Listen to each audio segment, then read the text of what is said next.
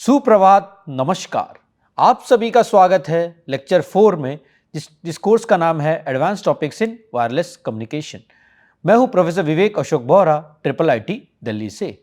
आज इस कोर्स में हम एरर कंट्रोल कोड्स या चैनल कोडिंग के बारे में और अत्यधिक जानकारी प्राप्त करेंगे।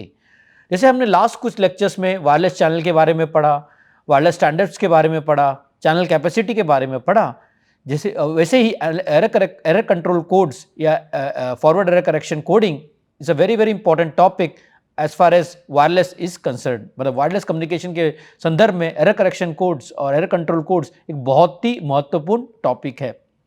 इसे किसी किसी को सब्जेक्ट्स में डिजिटल कम्युनिकेशन में भी कवर किया जाता है, वायरलेस कम्युनिकेशन में भी कवर किया जाता है। हम इस कोर्स में इसे संक्षेप में पहले एक इंट्रोडक्शन देंगे एरर कंट्रोल कोड्स के बारे में, चैनल कोडिंग के बारे में। उसके बाद इसे विस्तार में समझेंगे लीनियर ब्लॉक कोड्स और कन्वोल्यूशनल कोड्स के माध्यम से, और फिर से संक्षेप में लो डेंसिटी पैरिटी कोड्स और पोलर कोड्स, अत्यधिक अन्य अन्य कोड्स के बारे में भी जानकारी प्राप्त करेंगे। चलिए आरंभ करते हैं आज का लेक्चर। तो जैसे मैं चैनल कोडिंग के बारे में बता रहा था, चैनल कोडिंग की क्या क्या आवश्यकता है वायरलेस कम्युनिकेशन सिस्टम में। तो वायरलेस कम्युनिकेशन सिस्टम में जो एरर कंट्रोल कोड्स या चैनल कोडिंग के माध्यम से आप इसकी परफॉर्मेंस नॉइज में, इंटरफेरेंस में या कोई और इम्पेयरमेंट्स में इम्प्रूव कर सकते हो। तो जैसे हमने पहले भी पढ़ा है कि वायरलेस कम्युनिकेशन सिस्टम्स में या कोई भी डिजिटल कम्युनिकेशन सिस्टम्स में बहुत सारे ट्रेड ऑफ होते हैं। एक ट्रेड ऑफ के, मैं अगर ट्रेड ऑफ के बारे में बात करूं, जैसे आप एनर्जी पर बिट या नॉइज स्पेक्ट्रल डेंसिटी को अगर बढ़ाते हो तो ऑब्वियसली बात है आपकी प्रोबेबिलिटी ऑफ एरर कम हो जाती है। लेकिन ये ट्रेड ऑफ है क्योंकि आपको ज़्यादा पावर लग रही है कोई अच्छी प्रोबेबिलिटी ऑफ एरर अचीव करने के लिए। सिमिलरली अगर मैं बैंडविड्थ बढ़ाऊंगा तो प्रोबेबिलिटी ऑफ एरर आप घटा सकते हो मॉड्यूलेशन, जैसे एमएफएस के स्कीम का प्रयोग करके या कोई और स्कीम का प्रयोग करके। जैसे हम आज एरर करेक्शन कोर्स में पढ़ेंगे, अगर आप थोड़ी बैंडविड्थ ट्रेड ऑफ करते हो तो ऑब्वियसली बात है अगर आप एरर करेक्शन कंट्रोल का प्रयोग करते हो उससे प्रोबेबिलिटी ऑफ एरर काफ़ी हद तक कम कर सकते हो।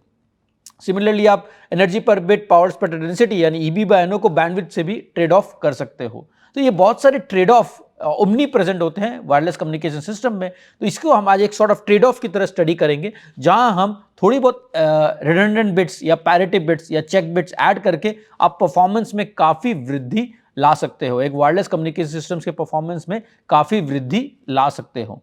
तो चलिए आरंभ करते हैं आज का लेक्चर।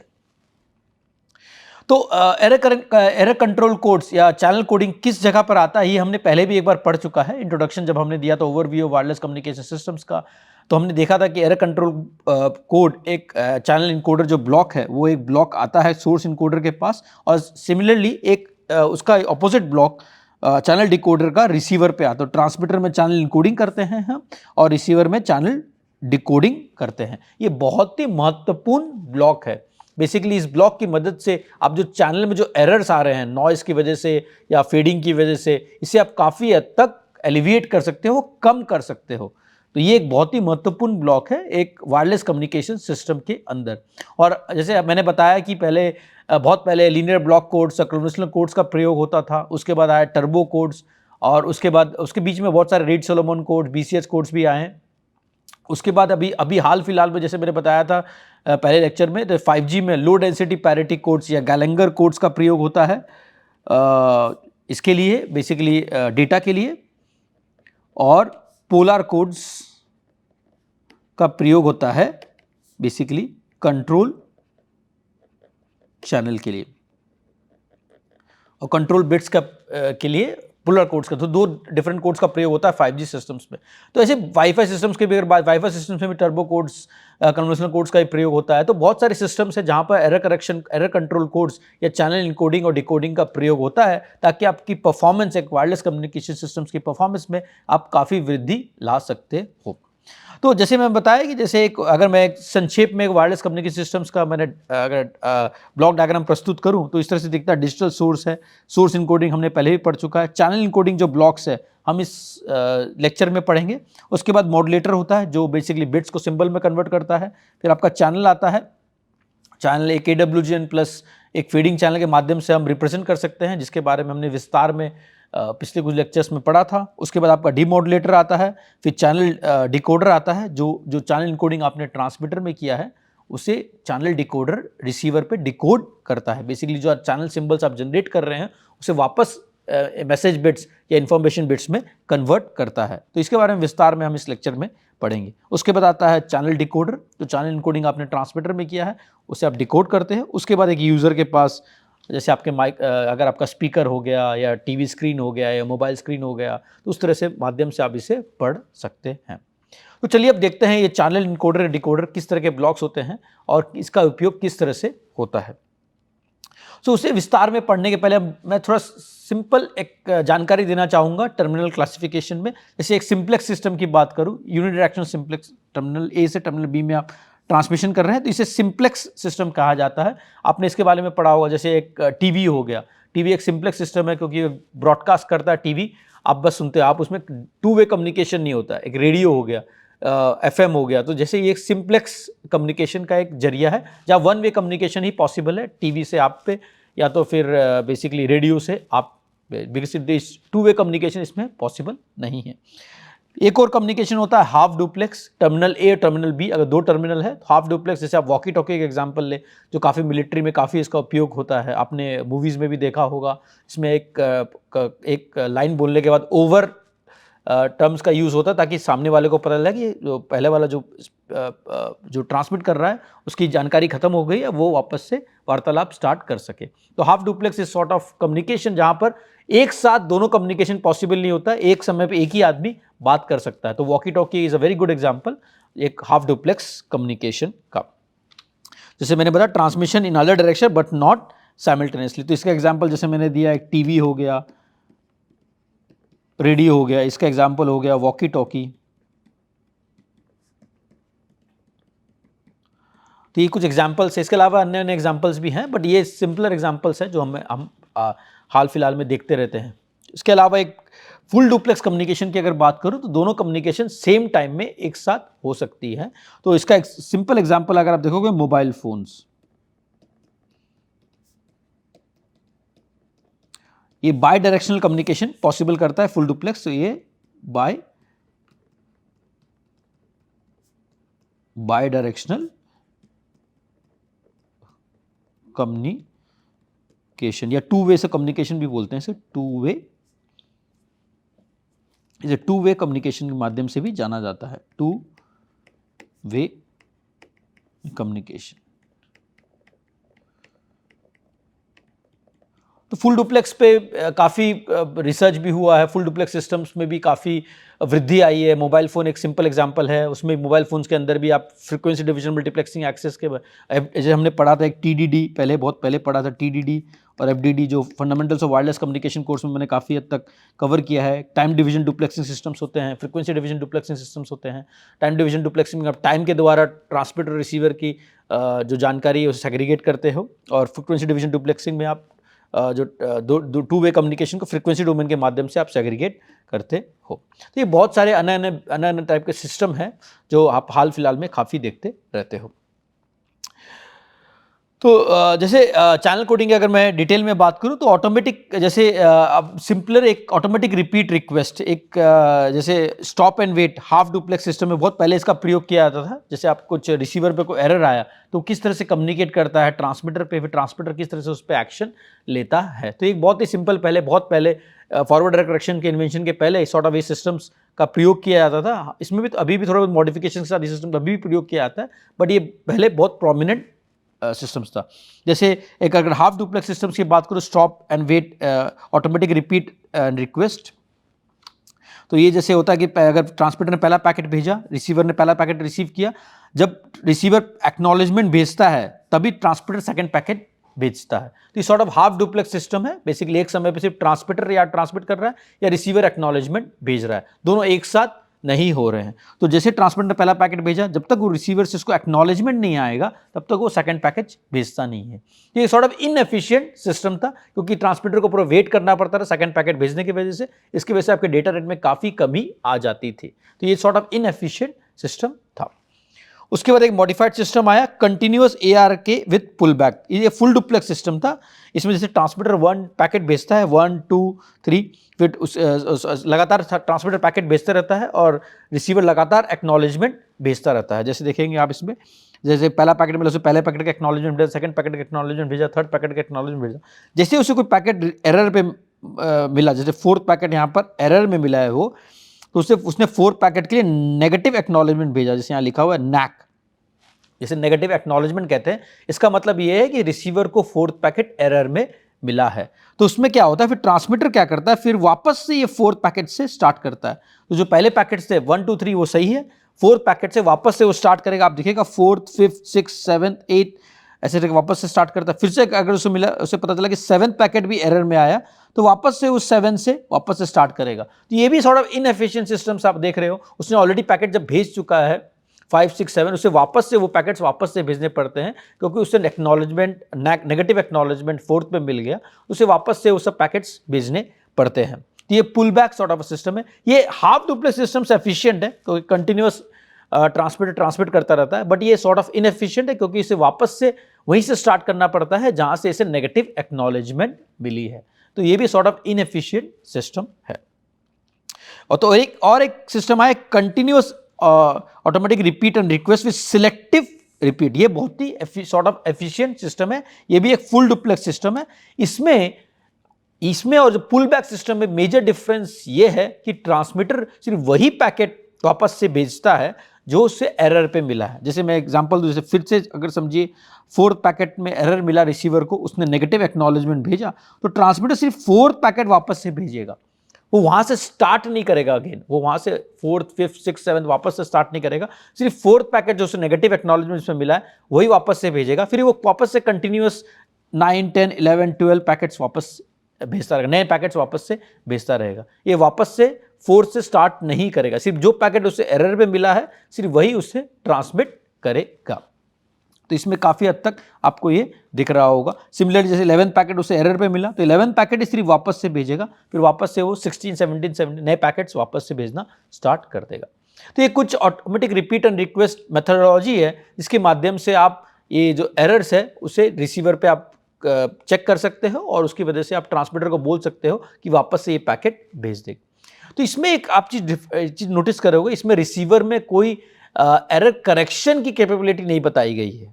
ठीक है, इसमें आप दिख रहे हो कि जो भी पैकेट उसे एरर में मिल रहा है, वो मान लेता है कोई पैकेट एरर में है, वो वापस से ट्रांसमीटर पे भेजता है, ट्रांसमीटर को नए पैकेट भेजने की सलाह देता है, क्योंकि नेगेटिव एक्नॉलेजमेंट का मतलब ये है कि ट्रांसमीटर से रिक्वेस्ट कर रहा है कि कृपया करके आप नया पैकेट वापस से भेजिए, ये पैकेट जो मुझे मिला है वो एरर में मिला है।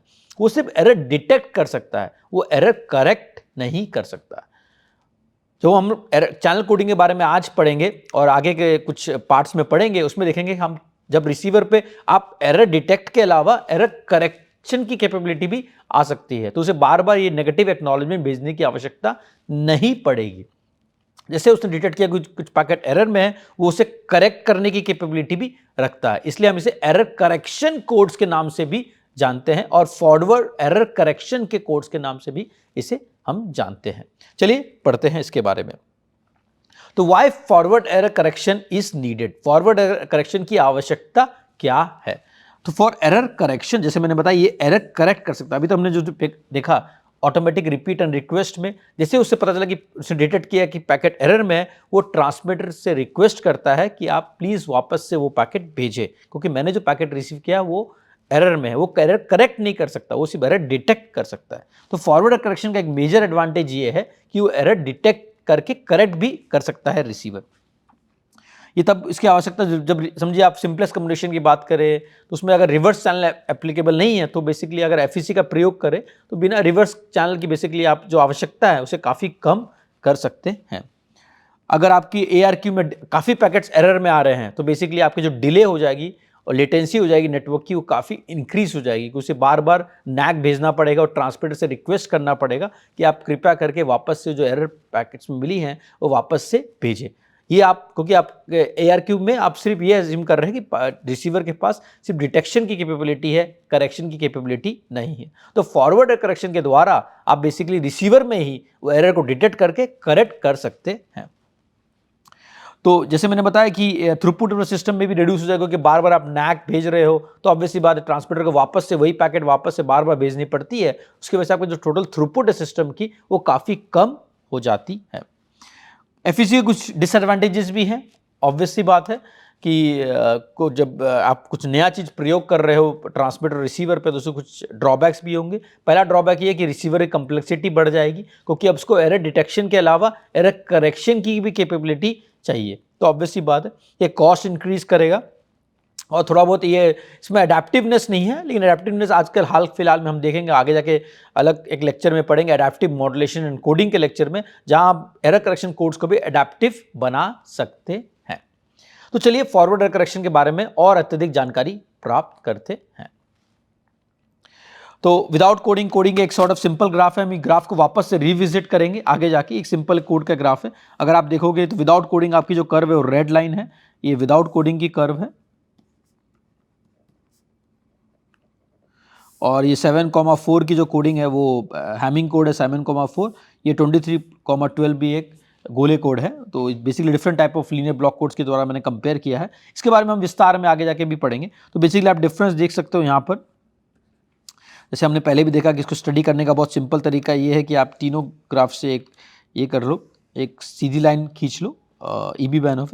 तो अगर आपको उसमें जो 10⁻⁶ प्रोबेबिलिटी ऑफ एरर चाहिए, अगर आपको 10⁻⁶ प्रोबेबिलिटी ऑफ एरर चाहिए, तो बेसिकली अगर आप देखोगे 23,12 कोड में आपको बस 8 EB/NO की जरूरत पड़ेगी।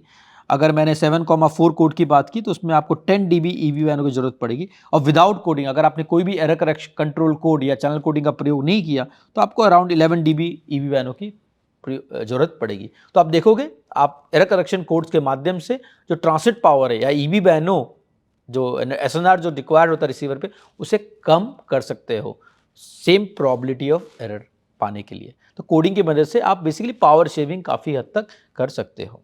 तो एक एडवांटेज है एरर कंट्रोल कोड्स का, उसके हम विस्तार में भी आगे जाके पढ़ेंगे। तो आगे जाने के पहले मैं कुछ टर्म्स डिफाइन करूंगा। कुछ नेक्स्ट 2-3 स्लाइड्स में मैं कुछ टर्म्स डिफाइन करूंगा। जैसे पहले तो इन्फॉर्मेशन बिट्स के इन्फॉर्मेशन बिट्स, जैसे आप कोई एरर कंट्रोल कोड की बात कर रहे हैं, अगर समझिए इन्फॉर्मेशन बिट्स इस फॉर्म में आ रही है 0 1 0 1, ठीक है। और इसमें आपने पैरिटी बिट्स ऐड किया, पैरिटी बिट्स को मैं अलग कलर से डिनोट करूंगा। इसमें आपने कुछ पैरिटी बिट्स ऐड किया 0 1, समझिए। तो टोटल कोड आपका बन जाएगा, वो बन जाएगा, इसको भी मैं अलग कोड कलर से डिनोट कर लेता हूँ। तो टोटल कोड बन जाएगा, वो हो जाएगा आपका 1 0 1 0 1। तो ये हो गया आपका चैनल बिट्स। और ये वाला रेड वाला जो हो गया वो हो गया, ये हो गया इंफॉर्मेशन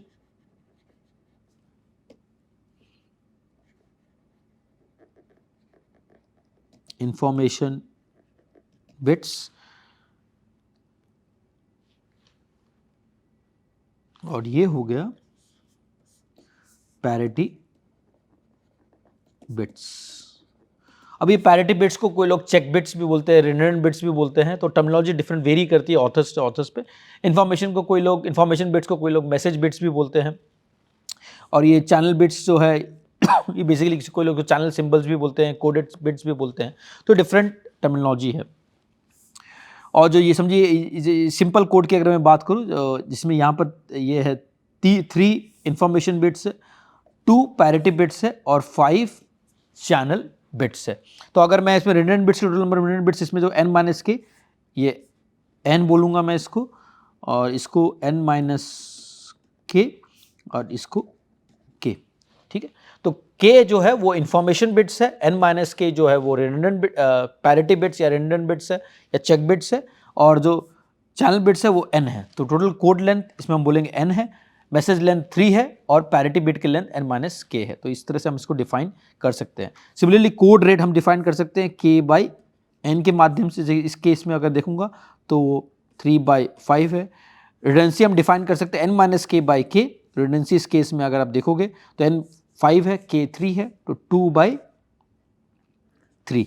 और कोड जो हम इसमें डिफाइन करेंगे, ये कोड n-k जो कोड है इस केस में वो है 5,3। मैं सिंपल एग्जांपल दे रहा हूँ, उसके आगे जाके मैं एक और विस्तार में से और डिटेल में भी बताऊंगा। जैसे एक हैमिंग कोड की बात करो जो काफ़ी वेल नोन कोड है, 7,4 लीनियर ब्लॉक कोड है। इसमें n7 है, k 4 है। तो जैसे पहला टर्म जो वो n है, ये k है, और पैरिटी बिट्स इसमें 3 है, n-k है, ये वो 3 है। कोड रेट इसमें k/7 k बाई n वो 4/7 है, और रिडंडेंसी इसमें देखोगे आप, इसमें n माइनस के बाई के वो 3/4 है। इस तरह से हम आराम से इसे डिफाइन कर सकते हैं। ये कुछ टर्मिनोलॉजी हम जो फॉलो करेंगे इस कोर्स में।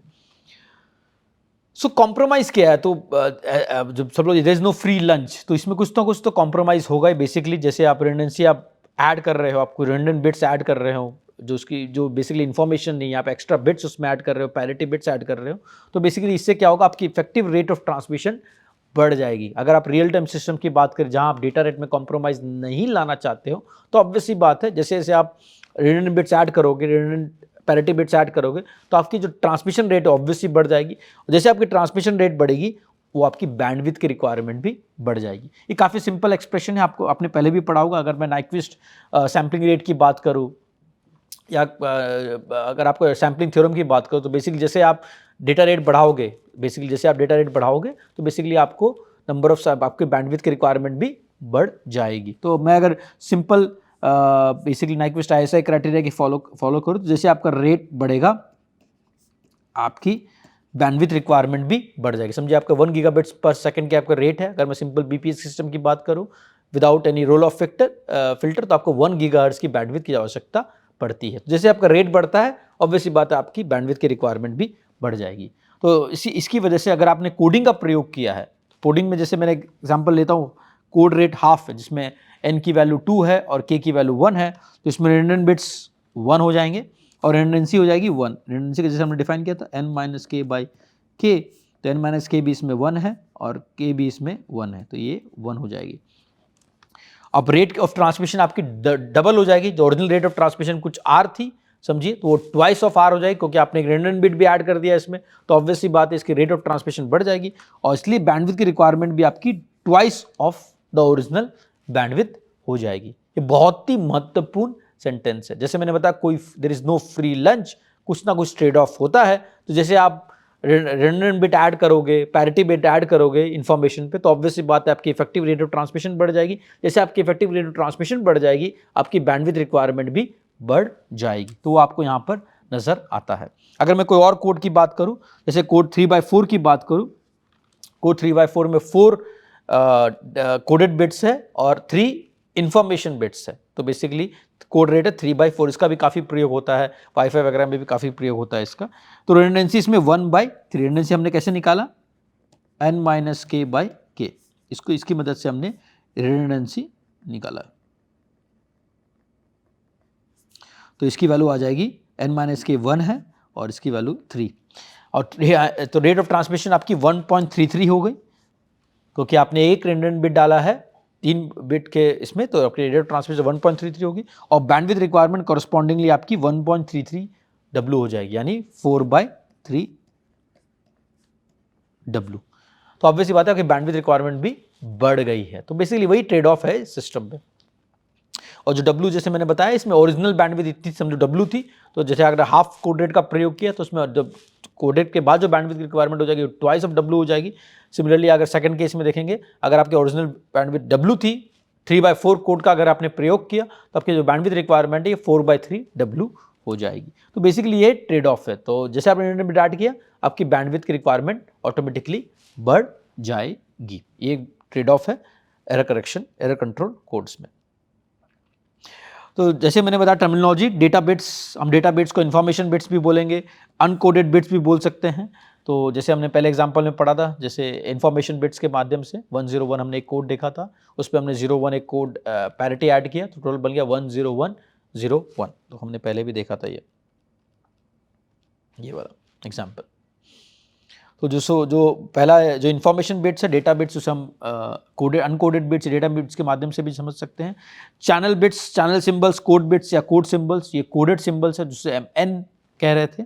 जो n नंबर ऑफ बिट्स है, वो उसे हम coded bits, bits after channel coding. Channel coding के बाद जो बिट्स होती हैं, जैसे एग्जाम्पल लेता हूँ, ये चैनल कोडिंग ब्लॉक है, ये चैनल कोडिंग का ब्लॉक है। जो यहाँ बिट्स आ रही है, इंफॉर्मेशन बिट्स होंगी,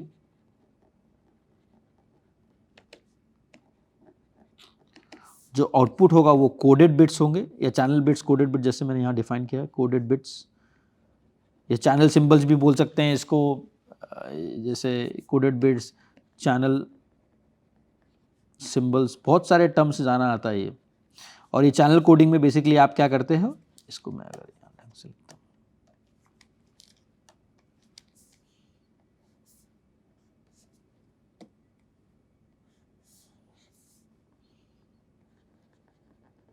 आप इसमें पैरिटी ऐड करते हो, पैरिटी बिट्स। इसको हमने k के माध्यम से समझा है, पैरिटी बिट्स को n-k के माध्यम से समझा है, और इसे n के माध्यम से समझा है। मैंने check bits, parity bits, channel coding add कर, redundant bits added to the data bits, information bits या डेटा बिट्स में जो ऐड करते हो उसे हम, इसको मैं डेटा बिट्स के माध्यम से भी, उसमें अब चैनल कोडिंग बिट्स उसमें ऐड करते हो, टोटल बिट्स जो मिलती है वो n मिलती है। तो जैसे मैंने डेटा बिट्स अगर 0 1 0 है, अपने पैरिटी बिट 0 1 1 ऐड किया है, तो टोटल चैनल सिंबल्स आपकी ये हो जाएगी। तो ये जो k है आपकी 3 है इसमें, और जो n-k भी 3 है, और ये n है, तो ये n जो 6 है आपकी। तो इस तरह से हम इसे समझ सकते हैं, ये बहुत ही महत्वपूर्ण जानकारी है। चलिए अब आरंभ करते हैं एक सिंपल कोड के माध्यम से। पहला सिंपल कोड हम देखेंगे even and odd parity code. तो ये सिंगल पैरिटी चेक कोड बोलते हैं इसे, सिंगल चेकसम। सिंगल, आप एक सिंगल बिट ऐड करते हो एक मैसेज सिंबल पे। जो ट्रांसमिट डेटा, जैसे हमने बताया, ये इन्फॉर्मेशन डेटा समझिए आपका 1 1 1 1 है। एक सिंपल एग्जांपल ले रहा हूं मैं, अगर आपने इसमें इवन पैरिटी ऐड किया तो फ्रंट में आप 0 ऐड करोगे, क्योंकि सम आपको इवन चाहिए रहता है इसमें, सम आपको इवन चाहिए रहता है, इसलिए आप इसमें एक 0 ऐड कर दोगे इन फ्रंट में। अगर आपको ऑड पैरिटी करना है तो आप किसी भी पीरियड पैरिटी का प्रयोग कर सकते हैं, या तो इवन पैरिटी का, ऑड पैरिटी, इसमें कोई डिफरेंस नहीं है, प्रोबेबिलिटी ऑफ एरर में कोई चेंज नहीं आएगा।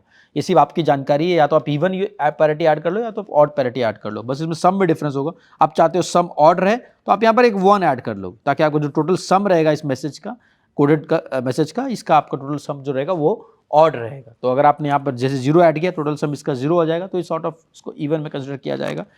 जैसे जैसे आपने 1 ऐड कर लिया, अगर मॉड्यूलो 2 ऐड किया इसको, तो इसका सम जो होगा वो 1 होगा, तो ऑब्वियसली बात है सम जो होगा वो ऑड होगा।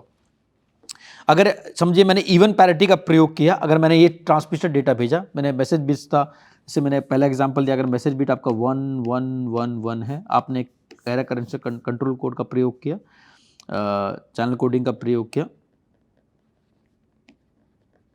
चैनल कोडिंग का प्रयोग से मैं एक इसको इस कलर में लिख देता हूँ, चैनल कोडिंग का प्रयोग से आपने एक 0 डाला है, क्योंकि आप इसको इवन पैरिटी मेंटेन करना चाहते थे। जो आउटपुट में आपको मिलेगा वो मिलेगा, आउटपुट पे जो मिलेगा आपको 0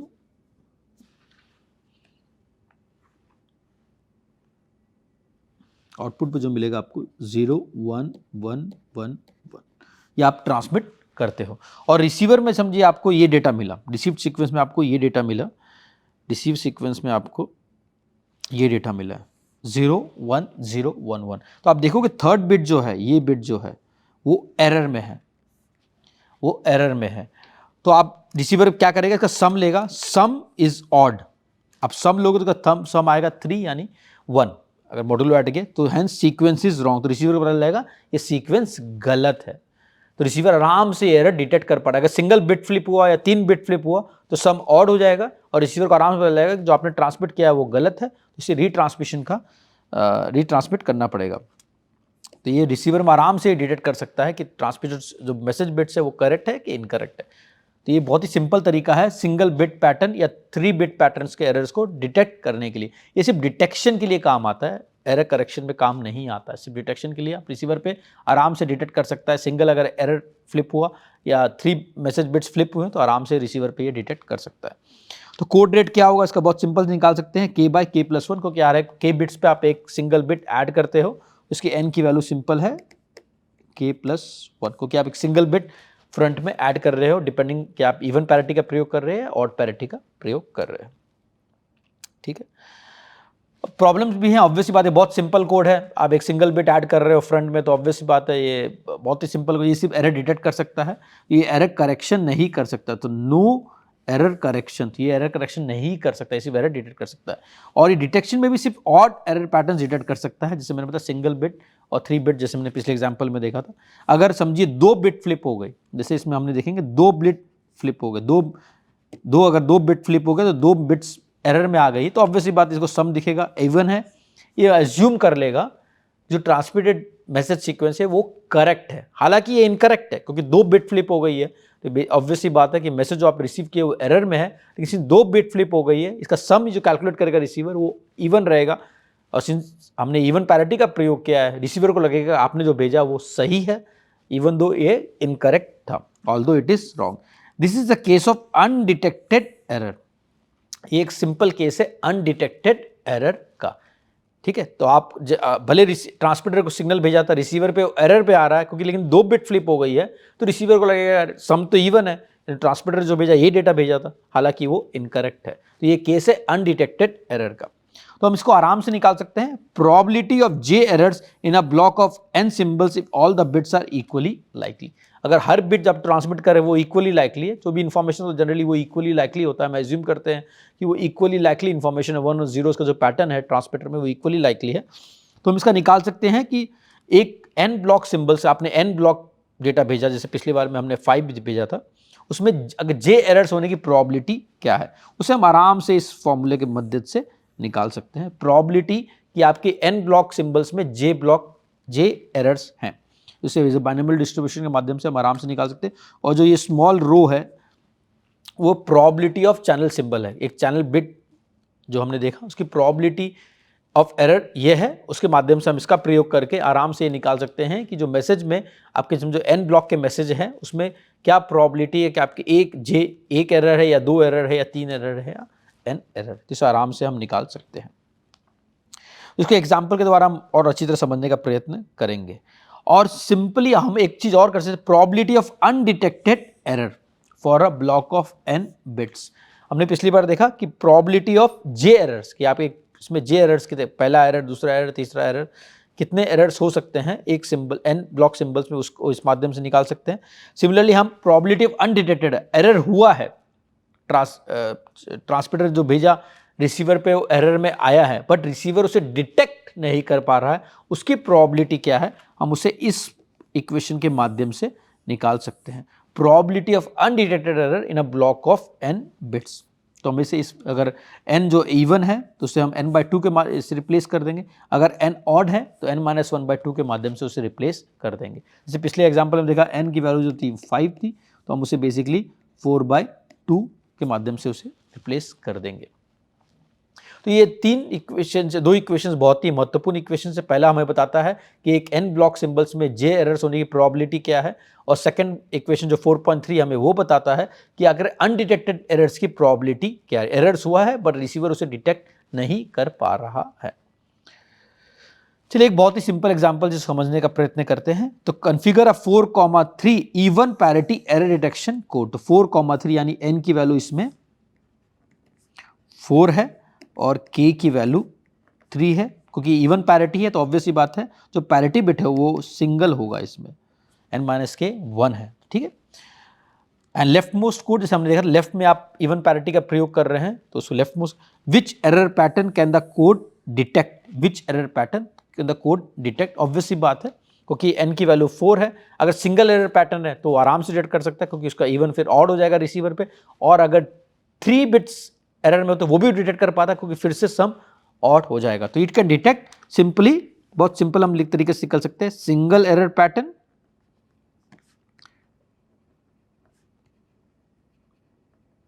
क्योंकि सिंगल एरर पैटर्न की वजह से सम जो हो जाएगा वो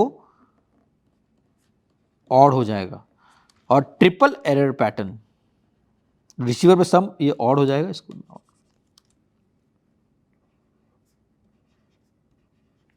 और ट्रिपल एरर पैटर्न भी आराम से डिटेक्ट कर सकता है क्योंकि इसमें भी सम जो होगा वो ऑड हो जाएगा रिसीवर पे, तो बेसिकली वो डिटेक्ट कर पाएगा। Compute the probability of undetected message error. तो इसमें हम निकाला अनडिटेक्टेड मैसेज एरर जो हमने इक्वेशन 4.3 में पढ़ा है। Assuming that the symbol errors are independent events, symbol errors independent है, equally likely at receiver side पे, and the probability of channel symbol error is rho, और इसमें चैनल सिंबल एरर की प्रोबेबिलिटी भी आपको दी हुई है कि एक चैनल सिंबल जो एरर में है उसकी प्रोबेबिलिटी क्या है वो भी आपको दी हुई है। तो इक्वेशन 4.3 की मदद से हम ये आराम से निकाल सकते हैं। तो मैंने मेंशन किया है दिस कोड में all single and triple error patterns, जो हमने देखा क्योंकि सिंगल और ट्रिपल एरर पैटर्न्स में आपको जो रिसीवर पे सम जो होगा वो ऑड होगा, वो समझ में आ जाएगा कि कुछ ना कुछ तो एरर है। The probability of undetected error is equal to the probability that 2 or 4 errors occur anywhere in the code. अगर डबल एरर पैटर्न होता है, टू एरर पैटर्न, अगर 2 बिट फ्लिप हो गए या 4 बिट फ्लिप हो गए एरर पैटर्न, तो ऑब्वियसली बात है ये डिटेक्ट नहीं कर पाएगा। भले एरर हुआ है बट ये डिटेक्ट नहीं कर पाएगा। तो हम इक्वेशन 4.3 का प्रयोग करते हैं। तो इसमें n की वैल्यू जैसे मैंने देखा 4 है, n की वैल्यू 4 है, तो ऑब्वियसली बात है तो पहला, अगर आप इक्वेशन 4.3 पे ध्यान दोगे तो इसमें समेशन है j इक्वल टू 1। तो पहला एरर पैटर्न आएगा वो 4 वाला आएगा, दूसरा एरर पैटर्न आएगा वो 2 वाला आएगा। उसकी मदद से हम ये निकाल सकते हैं। तो ये 4,4 वाला पहला वाला ये डिनोट करता है 4 एरर पैटर्न, 4 एरर्स वाला ये है, और ये वाला जो है ये 2 एरर्स वाला है। तो इसे अगर मैं सॉल्व करूंगा तो मैं से आराम से, क्योंकि रो की वैल्यू पता है, मैं चैनल सिंबल एरर की वैल्यू पता है, तो प्रोबेबिलिटी ऑफ अनडिटेक्टेड एरर हो जाएगा 16 × 10⁻⁶।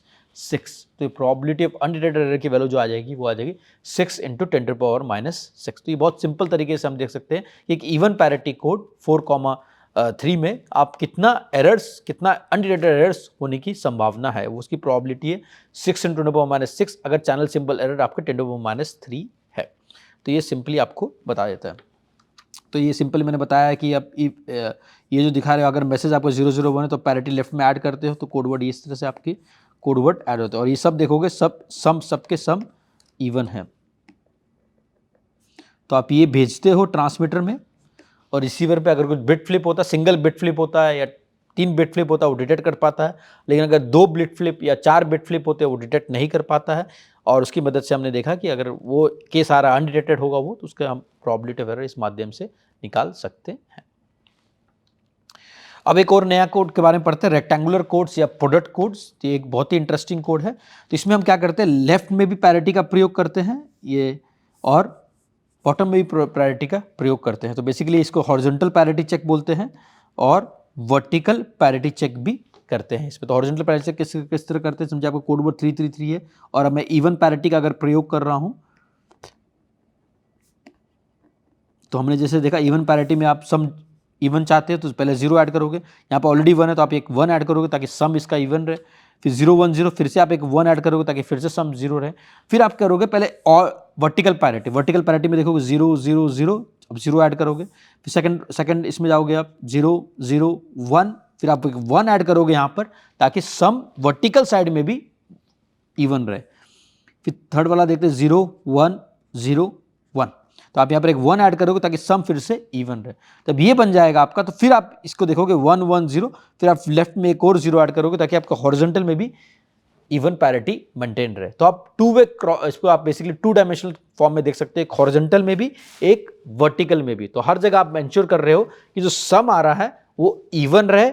इसकी मदद से आप इसको आराम से एक कोडिंग कर सकते हो। तो ये बहुत ही डिफरेंट है सिंगल पैरिटी चेक जो हमने पिछले स्लाइड्स में पढ़े थे। ये इसको हम रेक्टेंगुलर कोड्स या प्रोडक्ट कोड्स के नाम से भी जानते हैं, जहां आप हॉरिजॉन्टल साइड में भी और वर्टिकल साइड में भी आप इंश्योर करते हो कि आपकी सम पैरिटी जो इवन पैरिटी वो मेंटेन रहे। अब इसमें पूछा गया what is the code rate of the above message. ये बहुत ही इंटरेस्टिंग है। तो इसमें आप टोटल मैसेज जो बिट्स देखोगे 3 + 3 + 3, तो k की वैल्यू जो है इसमें वो 9 है। k की वैल्यू जो है इसमें 9 है। whereas n की वैल्यू जो होगी, आप हर एक जो 3 सिंबल्स है, 3 मैसेज बिट्स है, उस पर एक सिंगल बिट ऐड कर रहे हो, तो 4 × 4 ये 16 हो जाएगा। तो इसकी जो कोड रेट है वो 9/16 है। तो कोड रेट जो होगी इसकी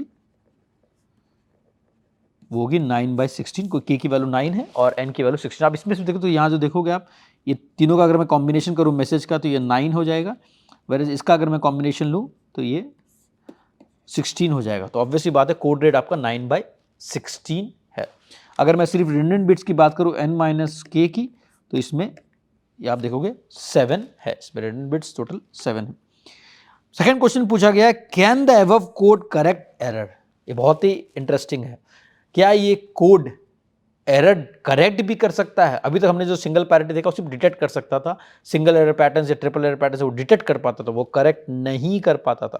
तो इसमें ये पूछा गया है कि रेक्टेंगुलर कोड या प्रोडक्ट कोड क्या ये एरर करेक्ट भी कर सकता है। तो हम देखेंगे आगे जाके, इसका जवाब मैं आगे दूंगा, लेकिन इसका भी सिंपली मैं जवाब देता हूं यस, ये कोड करेक्ट भी कर सकता है एरर। तो आगे जाके देखते हैं किस तरह से इसका एरर ये करेक्ट कर सकता है, डिटेक्शन के अलावा करेक्शन भी कैसे कर सकता है। तो चलिए एग्जांपल देखते हैं, बहुत सिंपल एग्जांपल है। जैसे आपने ट्रांसमिटेड कोडवर्ड भेजा है, ये कोडवर्ड है जो आपने पैरिटी बिट्स ऐड करने के बाद जो हमने पिछले एग्जांपल स्लाइड में पढ़ा 000110001, ये टोटल 16 है जैसे आपने देखा, ये आपने कोडवर्ड भेज दिया, ठीक है।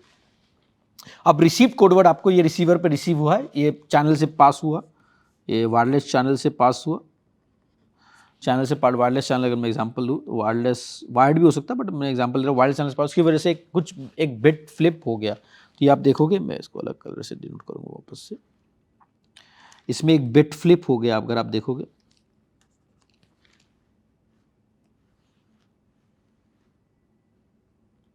इसमें एक बिट फ्लिप हो गया, ये 1 देखोगे आप, एक फ्लिप हो गया। हमने हालांकि 0 भेजा था, 1010 भेजा था इसमें, लेकिन ये बिट फ्लिप होकर 11 हो गया है, ठीक है। चलिए ये बहुत सिंपल लिया हम लोगों ने कि एक बिट फ्लिप हो गया, तो ये बिट जो है वो इनकरेक्ट बिट हो गया। तो अब क्या करेंगे, पहले हम पैरिटी चेक करेंगे रिसीवर पे। तो रिसीवर पहला चेक करता है सही है, इवन है, सेकंड भी चेक करता है सही है, इवन है, थर्ड जैसे चेक करेगा वो देखेगा कि ये तो ऑड है, यानी ये जो ब्लॉक है इसमें एरर है, ये जो ब्लॉक है इसमें एरर है, ठीक है। अब वर्टिकल पैरिटी चेक भी करेगा रिसीवर, पहला देखेगा करेक्ट है बोलेगा, सेकंड वाला देखेगा उसमें भी सम इवन है, थर्ड जैसे चेक किया वो देखेगा कि अरे इसमें तो एरर है, जो ये वाला ब्लॉक है ये वाला सम अगर ऐड करेगा उसमें ये एरर है, और फिर से पहला चेक करेगा वो भी करेक्ट निकल। इसको समझ में आ जाएगा कि सेकंड जो रो है, यानी एरर जो है वो सेकंड कॉलम में, चलिए मैं इसको यहां लिखता हूं, तो एरर जो है, एरर है वो सेकंड कॉलम में है, ये आपको वर्टिकल पैरिटी से पता चल गया, और थर्ड रो में है ये आपको हॉरिजॉन्टल पैरिटी से चेक पता चल गया, पैरिटी से चेक पता चल गया आपको। जब आपके पास ये दो इंफॉर्मेशन आ गए तो ऑब्वियसली आप पता कर सकते हो कि जो 1 है यही एक जो बिट है वो एरर में है, तो ये एरर डिटेक्ट करके करेक्ट भी कर सकता है। इसको पता चल गया एग्जैक्टली कौन सी बिट एरर में है, तो ऑब्वियसली बात है वो उसको पता चल गया ये बिट फ्लिप हुई है, इसको करेक्ट करके ये बता सकता है कि ये जो 1 है ये गलत है, इसको ये आइडियली 0 होना चाहिए था। तो ये पिन पॉइंट कर सकता है कौन सी एग्जैक्टली बिट एरर में है, जो सिंगल पैरिटी कोड नहीं कर सकता था। तो इसमें एक सिंगल एरर पैटर्न आप करेक्ट कर सकते हो, बहुत ही सिंपल है, आप सिंगल एरर पैटर्न इस कोड में करेक्ट कर सकते हो। लेकिन अगर दो एरर पैटर्न हो या 3 एरर पैटर्न्स हो तो उसमें से आप भले डिटेक्ट कर सकते हो, करेक्ट नहीं कर सकते हो। तो ये सिंगल एरर पैटर्न ये करेक्ट भी कर सकता है, तो it can rectangular code can correct single error patterns. तो सिंगल एरर पैटर्न जो है 9/16 कोड में ये आराम से करेक्ट कर सकता है। फॉर एरर करेक्टिंग कोड, जैसे हमने अभी तक एरर अनडिटेक्टेड एरर देखा, एरर्स का देखा, तो दो इक्वेशन देखा 4.1 और 4.3 में। हमने पहले वाले में देखा कि probability of j errors in n blocks आप कैसे निकाल सकते हो। फिर सेकंड 4.3 में हम देखा प्रोबेबिलिटी ऑफ अनडिटेक्टेड एरर, क्या प्रोबेबिलिटी ऑफ अनडिटेक्टेड एरर की। फॉर एरर करेक्टिंग कोड अब हम देख रहे हैं एरर करेक्टिंग कोड, जो कोड्स एरर करेक्ट भी कर सकते हैं। The probability the decoded block of j symbols as j uncorrected errors, इसमें जे अनकरेक्टेड एरर्स किस तरह से निकाल सकते हो, सेम आप इक्वेशन का प्रयोग करके आप इस ब्लॉक में जितने अनडिटेक्टेड एरर्स है, जो अनकरेक्टेड एरर्स है, उसका प्रोबेबिलिटी आप इस फॉर्म से निकाल सकते हो। ये टी जो वैल्यू है इसमें बहुत सिग्निफिकेंट, टी आपकी बताता है कि कितने एरर्स आप करेक्ट कर सकते हो। जैसे पिछले स्लाइड में हमने रेक्टेंगुलर पोलर कोड्स में देखा कि टी के वैल्यू 1 है, क्योंकि वो सिंगल एरर पैटर्न्स करेक्ट कर सकता है, क्योंकि रेक्टेंगुलर और product code single error pattern कर सकता है, टी की वैल्यू 1 है, और 2 से ज़्यादा एरर पैटर्न वो करेक्ट नहीं कर सकता है, ठीक है। तो इसलिए ये प्रॉबिलिटी है कि जे हैज अनकरेक्टेड एरर। तो इसका 4.4 के माध्यम से आप ये प्रॉबिलिटी निकाल सकते हो कि जो एन ब्लॉक के सिंबल्स है उसमें कितने एरर्स आप करेक्ट नहीं कर सकते हो। तो इसलिए 4.4 का प्रयोग करके हम कर सकते हैं। चलिए एक बहुत सिंपल एग्जांपल देखते हैं। फॉर द रेक्टेंगुलर कोड्स, जैसे हमने पिछले एग्जांपल में देखा था, रेक्टेंगुलर कोड्स एक सिंगल एरर पैटर्न करेक्ट कर सकते हैं, तो टी की वैल्यू उसमें 1 हो जाती है, जैसे मैंने बताया। एंड फॉर न्यूमेरिकल तो प्रोबेबिलिटी ऑफ अनडिटेक्टेड एरर पिछले बार रेक्टेंगुलर पोलर कोड्स में देखा, तो उसके हम 4.4 को इस फॉर्म में लिख सकते हैं, क्योंकि इसमें k की वैल्यू 16 है और j की वैल्यू, उसमें k की वैल्यू 16 है, k की वैल्यू 16 है और j की जो वैल्यू है वो है t + 1 यानी 2। ये 2 से स्टार्ट हो रहा है। इसको अगर मैं सॉल्व करूंगा तो मैं प्रोबेबिलिटी ऑफ अनकरेक्टेड एरर्स इसमें निकाल सकता हूं। तो प्रोबेबिलिटी ऑफ अनकरेक्टेड एरर इस फॉर्म में निकाल सकता हूं।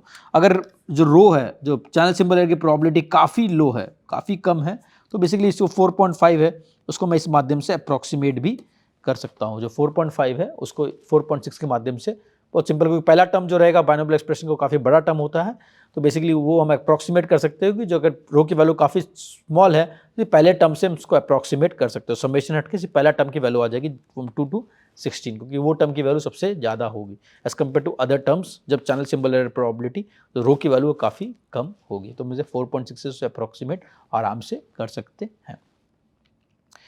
तो अब जैसे मैंने कुछ एग्जाम, 2 कोड्स पढ़ लिया आपने। एक तो पहला पढ़ा सिंगल पैरिटी कोड, जहां पर आप इवन और ऑड पैरिटी का प्रयोग करके सिंगल एरर पैटर्न्स और ट्रिपल एरर पैटर्न को सिर्फ डिटेक्ट कर सकते हो। फिर हमने रेक्टेंगुलर कोड्स के बारे में पढ़ा। रेक्टेंगुलर कोड्स में हमने देखा, रेक्टेंगुलर या प्रोडक्ट कोड्स के बारे में देखा हमने, वो एक सिंगल एरर पैटर्न करेक्ट भी कर सकता है। तो हमने प्रोबेबिलिटीज भी देखी एसोसिएटेड विद वो अनडिटेक्टेड एरर की प्रोबेबिलिटी हमने निकाली रेक्टेंगुलर कोड में।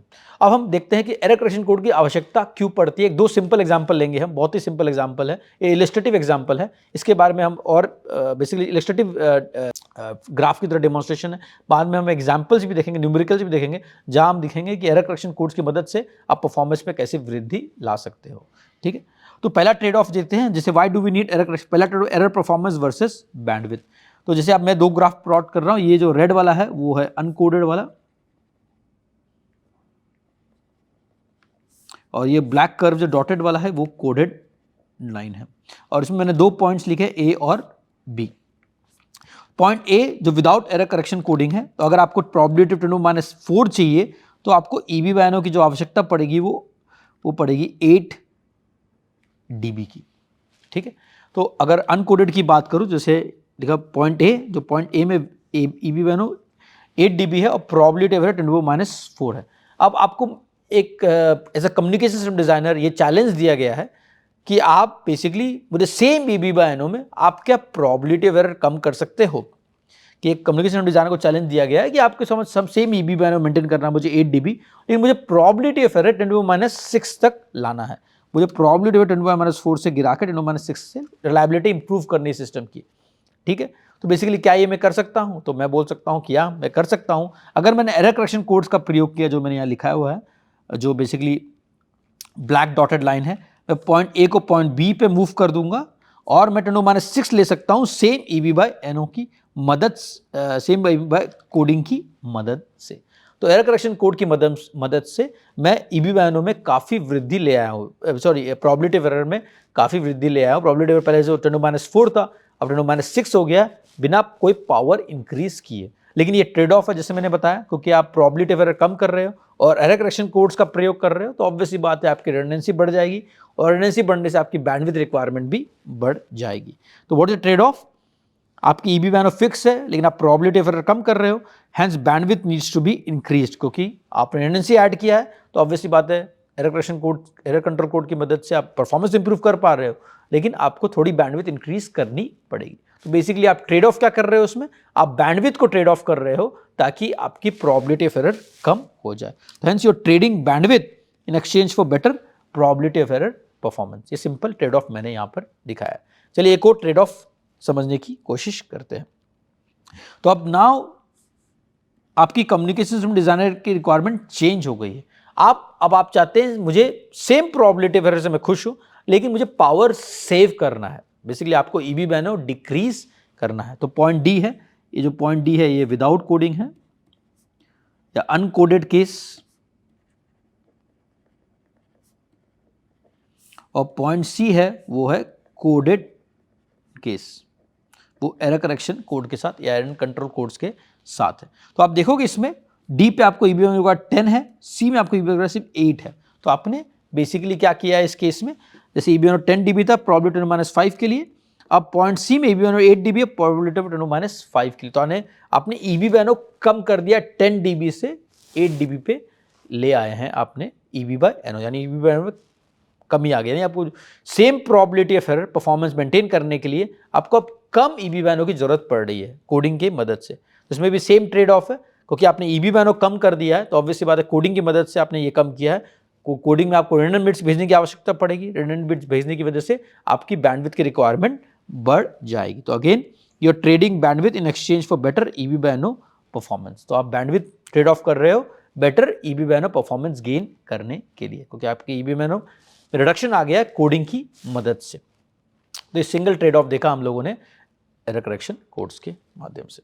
तो ये कुछ एग्जांपल्स की मदद से हमने एरर कंट्रोल कोड्स के बारे में और ट्रेड ऑफ के बारे में समझने का प्रयत्न किया। अब आगे जाके हम एक दो न्यूमेरिकल्स देखेंगे जहां हम इसका ये दिखाएंगे कि बेसिकली एरर कंट्रोल कोड्स के माध्यम से बेसिकली कहां पर आप एरर कंट्रोल कोड्स का प्रयोग करना जरूरी है, कहां पर ये आपको जो एडवांटेज दिखता है वो एरर कंट्रोल कोड्स की वजह से आपको मिलता नहीं है। ये हम कुछ टॉपिक्स आगे के लेक्चर में और ध्यान से पढ़ेंगे। तो आज का लेक्चर यहीं समाप्त होता है। धन्यवाद। Thank you.